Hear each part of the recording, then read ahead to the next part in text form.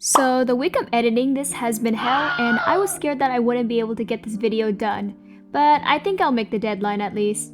I blame life, but no surprise there. Anyways, so let me recap the last video. I came up with some concepts by sacrificing my sanity. I asked my friends to help nudge me in a direction. Then I came up with more concepts and had my followers on Instagram pick a design. So they chose this design, and now for this video, I'm finally going to make the reference sheet. Normally I do all of my recording in a day, and I either edit the same day or the next. So it shouldn't be more than a 2-day process, but this was special. Let's just say I had other priorities when I was recording this. Chronicle Wish banner in Genshin. But let's talk about the art process for once, because I actually don't have much lore thought of yet. It'll likely take me time to think of lore for her. So the reference sheet sketch went on as normal. It's a good thing that I had the full body sketch done already, otherwise this would be so much harder. Of course, that didn't mean sketching wasn't painful sometimes. Like for the back view, I kept getting confused because of the rings behind her head and also her hair. Also didn't know how her sleeves would fall, so I just did something. Then of course I had to do a side profile view, and that was painful. I mean, what's new? But of course it wasn't the worst part about this. The worst part about this was of course doing the line art. I know, so shocking if you've seen my videos before. I totally don't complain about line art in almost every video. I mean, I kind of have to do line art because I definitely can't pull off a lineless style. Still though, it is great when it's finally done. There were a lot of little details that I had to be precise about when it came to the line art, so that made things take a while. The thing that was tough though was getting the rings behind her head. I was using the ellipse tool so I can get a perfect circle. It would look extremely off to me if it wasn't a perfect circle. Oh man, was it difficult to line the circles up perfectly. So I had to make 2 layers for the circle pieces and then manually move the larger one. You gotta love me for making designs that even I struggle to draw. At this point, most of my designs are going to be too basic or too complicated. No in between. I think my line art is pretty shaky, and it's a me issue. I probably should ramp up the stabilizer more. When I draw long flowy things like the dress in this, there's definitely something off. But you know, let's casually hide our problems with coloring and shading later. Nothing like hiding and running from your problems, am I right? But seriously though, it was rough. I'm going to be honest here and say that at some point I think I had lost motivation for a hot second. So I did the sketch on Sunday and some of the line art. Then I finished everything else up on Monday. But of course it was a bit brutal because unfortunately life got busy. I swear, it keeps getting busier as the weeks go on. If you ask me how I managed to post a weekly, then I wouldn't be able to tell you. I just do it. But I'm going on a tangent here about unrelated things. The line art took 6 billion years for the front-facing full body reference, but I still obviously had the back reference and the face close up. Luckily, doing the line art for the back wasn't as bad. It was bad when I had to do it for the face close up though, purely because of those godforsaken rings. They look nice on the design. But seriously, at this point, I should make an asset for myself so I don't have to keep drawing those rings if I ever want to draw her. Which, honestly, I might just draw lore drawings of her or something one day. When I think of lore though, I haven't even thought of a name for her. My old vTuber thing was just a gaming alias, April Showers, but with 2 eyes, because that is just a thing I guess. I feel like just naming her April doesn't feel right though. I did establish that she lives among her creations in a different form, and that's about the extent of the lore I had for her. When she's in that form, she goes by April, and people don't suspect a thing.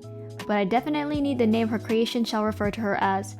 If I do a part 3 to this, it'd probably be thinking of lore properly, and maybe designing some assets for her, but don't count on a part 3 for this. So we're finally at the coloring stage in the speed paint.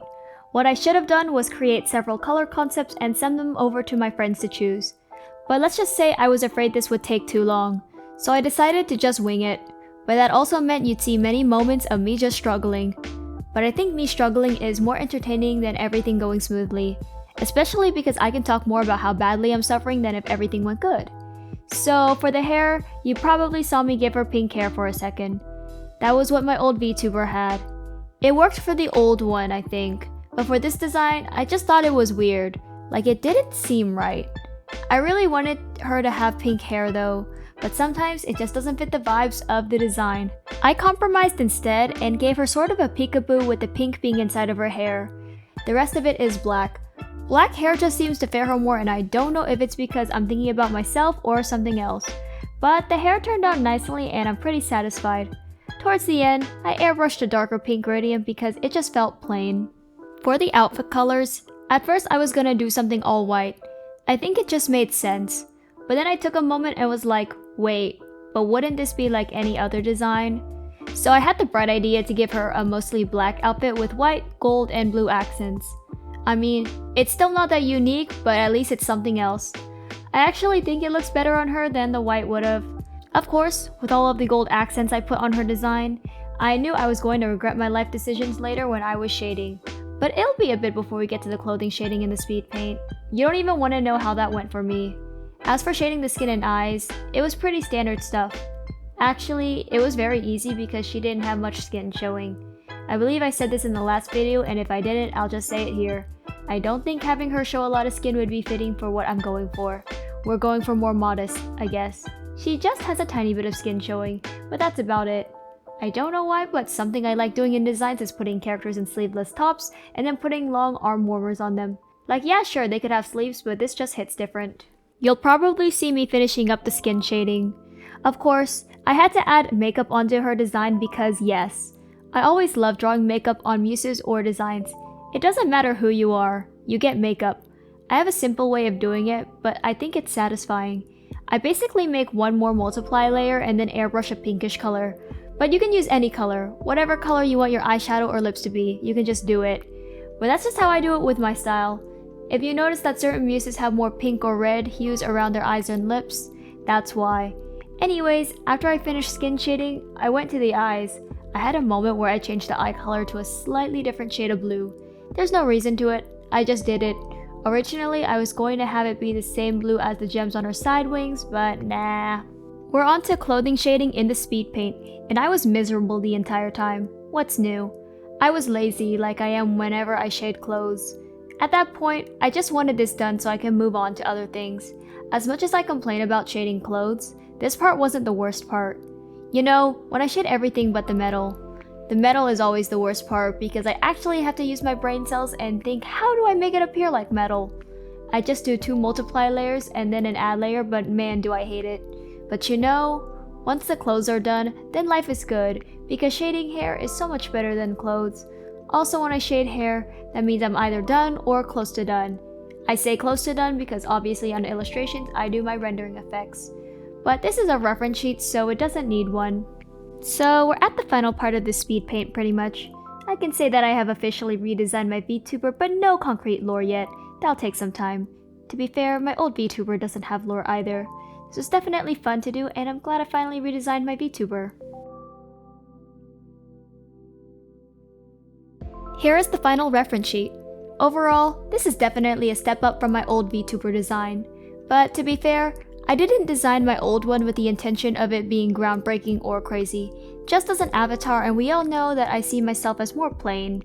I mean, look at myself, Sona. That says enough about me. But yeah, anyways, I hope you all enjoyed the video. I'd appreciate a like and subscribe if you want to see more from me. I'll see everyone in the next one.